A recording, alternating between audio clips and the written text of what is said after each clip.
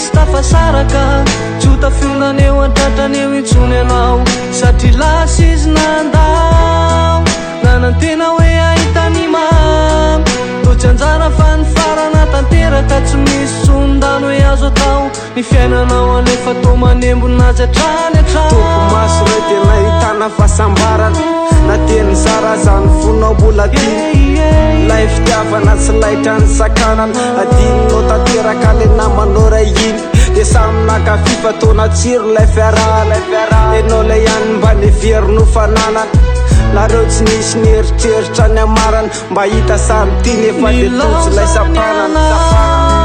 tsy fidinizao na dinao azy izy de lasa nofo lay safi anketriny ranomaso fatotsony ankazo hebonany anareo lay vite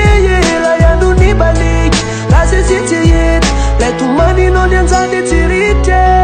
totsy tampinao le zoka raha hoe sendra mba matsiaro azy ny farana tsy fidiny la ihany fifaliana zay nirina mba hitoy anao fisafanao hatrany ka tsiaro sisanomba namanao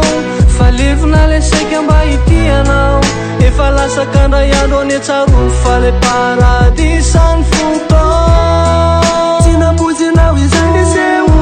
enao tavelirery lasa nitoreo tatareo fa voasoratra le ianareo sary nofo lay paradise ka tsiaro sisany tanisy na metsovetsonao an'izay rehetra vita lay andronao zay nibaliky tiviziny letika tsite tsy fidinizao na dinao azy izy de lasa nofo lay safi anketriny ranomaso fatotsony ankazo hebonany anareo lay vite